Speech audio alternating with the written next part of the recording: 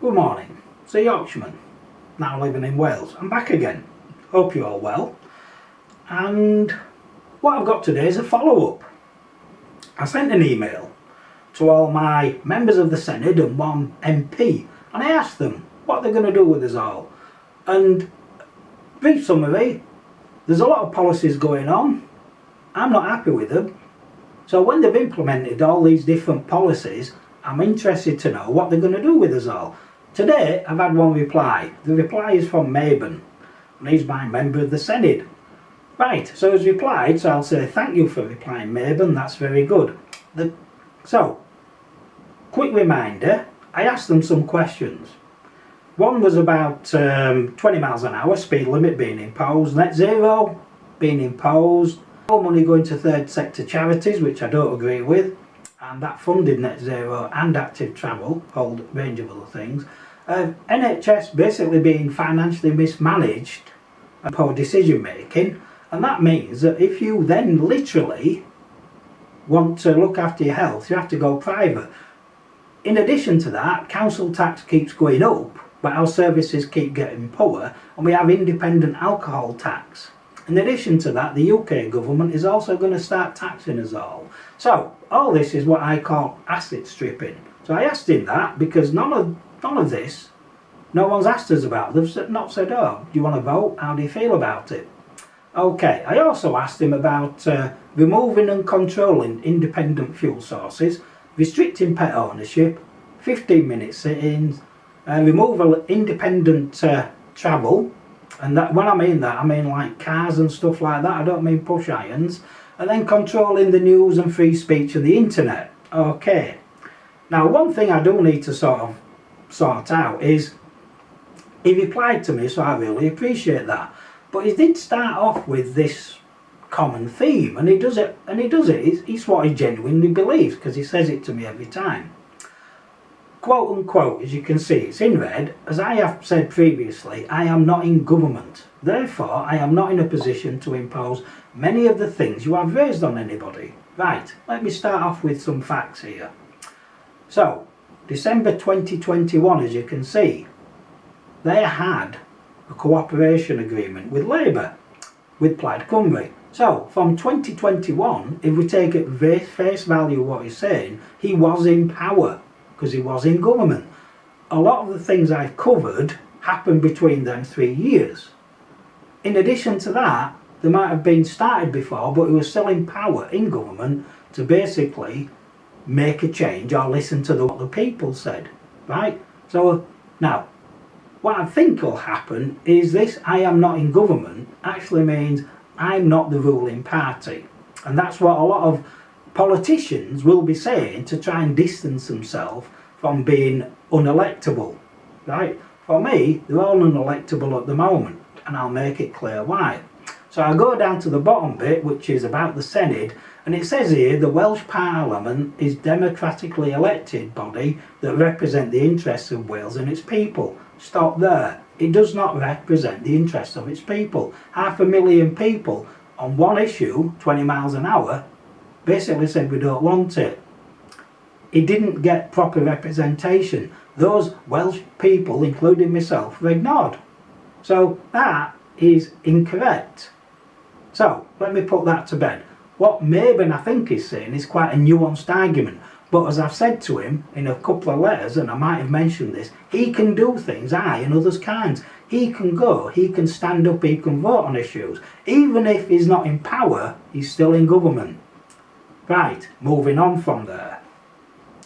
So, first thing he covers is free speech. As far as he's concerned, free speech is not restricted, as you can see. Now, I start off straight away by saying, well, the leader of the Senate decided that she didn't like the word blanket, so she's banned it. Right, that is a restriction. So that's been restricted already. In addition to that, one person, in addition to that, social media is also being restricted. I myself have had my account restricted.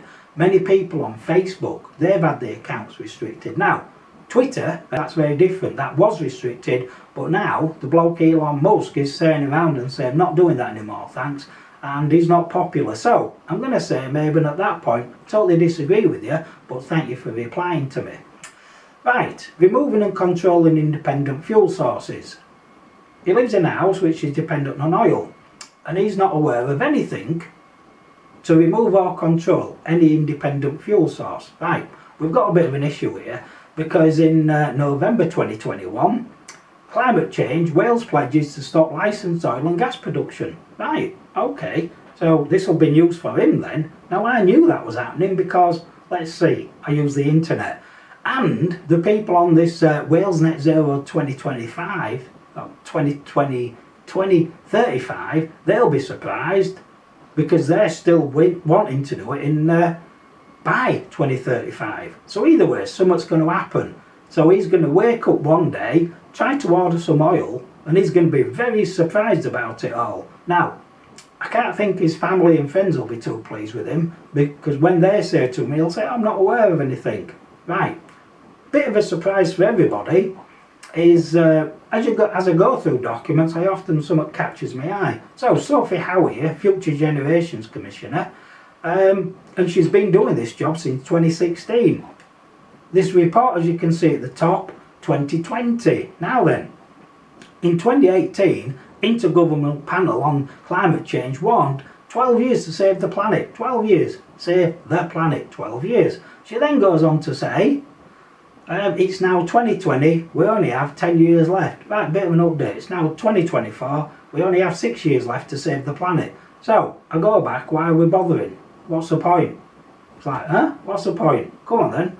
We can't save the planet, what's the point? Yeah, we're still trying to do it. Right, so that's wrong, isn't it? Totally wrong. It also goes on to say we're getting warmer, warmer, warmer. Well, to be honest, based on last 4 years, no, it's not happening, to be honest. I don't think to myself, God, it's getting too hot.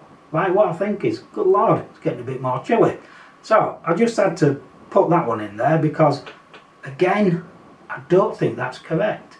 Right, so, restricting pet ownership. He says there's no proposal to this effect. Now, I'm going to have to take some poetic license here, I think. So, I consider pets to be livestock, right, and I'll explain where. But this report, and you can see there I've used paper, challenges for the Welsh agricultural, as the report says, must cut back on livestock farming to achieve net zero carbon emissions. Now personally I'm not happy with that because I like meat, I'm a meat eater, right? If you want to be a vegetarian, carry on with it, don't force me onto it. Not interested, don't care mate, right? Saying that, I did have some sort of bean curry to go with some chicken, that was spot on. So I'm happy with that, but it's a free choice, don't impose it on me. Right, back to my topic here. Livestock farming, significant source of air, soil and water pollution, contributing to ammonia pollution. Now I'm thinking that means farting, right? And also river pollution incidents. I don't get that, right? So you get a cow, you get sheep, they go into the water, they go to the toilet. That's natural, that will wash away, that will sort itself out. It has done for many, many, many, many hundreds of years, I'm guessing, but as I say, I don't know anything about this. So, what I'm going to make a suggestion for the Welsh Government, or maybe Mabon, is get the sewage companies in line and stop them polluting all chemicals.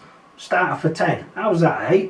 Right, so, where's the link come? Right, so, National Survey for Wales 2014-2015 pet welfare. Right, so we've got pets. It says here, in Wales, 47% of households have a pet. Now, look at the picture. We've got a chicken. That's great. Chicken, I'm going to say, is livestock. Right, now, we've actually got a parrot as well. Now, I do know somebody who owns a parrot, so hello, doctor and Mrs. Hope the parrot's doing well. I also know people who've got rabbits as well. So this was 2014-2015, 47%, right, by now, so out of Wales, that'd be, let's just best guess, be kind, million people, right? They might have more than one. Now it's going to be best side of 2 million. COVID came, right? A lot of people got pets. So, are you telling me, are you literally going to tell me that they're not going to have a go at your pets for exactly the same things what livestock do? Because these are like livestock, because they're animals, simple as that. So I can dispute that with him, and I'm quite happy to do that. 15-minute cities, he says no proposal to this effect. Right. So, go back to Sophie Hoy here, look. Wales should introduce 20-minute towns and cities because it's good for everybody. Well, again, I'm going to disagree with that because I don't like them, full stop. And then it goes on. Right. 2050. Now, that's a bit of a leap because according to her, we've only got like 10 years left to save the planet. Or should I say 6 years. So, you know, maybe she don't believe what she's saying. I'm not sure. Anyway, let me bring you to an important point. Highlighted blue arrow. Cities will be designed to prevent the spread of epidemics. Well, the only way you're going to do that is to put a little ring fence around the city, 15-20 minute city, to stop people breaking out or breaking in. So, yes, whoever says it's not going to happen, they're not going to lock us in, that's their intention, it's here. The other thing also, which caught my eye, is that cities will be virtually car-free. There you go. Improving air quality and public health. Right. This will also benefit those who do not own a car, cannot drive or cannot afford public transport. Right. So by default, I can do all of that. I can drive, I can own a car, and I can afford public transport. So what they're saying is I must lose all of that to then become equal with somebody else who doesn't have any of that. Now that's not equality, that means I'm being punished for possibly working hard or being able to do things somebody else can't do. Why should I be punished? That's what it's like. The best example of that is when women said we want equal pension rights. Now, I was about when that happened and I had some stuff to do about that. And what the government did, instead of lowering the men's age, what they did, they said to the women, yeah, no problem, you can now retire at 65. And I think, if I remember, that I did another 5 years on. The women were very surprised because they weren't paying attention. They're not happy, and it's still an issue this day and age. This is what this says. So you work hard, you buy a car, no. To be equal, we're going to take it off you, and we're going to make everybody equal. So, in essence, that means you'll all be restricted, you'll all be poor. Right, great, that's a good plan. So, Mabon, I'm going to say you're wrong on that one. Right, a little bit more here. 20 minutes it is a bit of a theme, they go on about it a lot. Right, hopefully, I've updated you, you'll learn something. Thank you for watching. Tick, subscribe, leave any comments. Thank you, have a good day.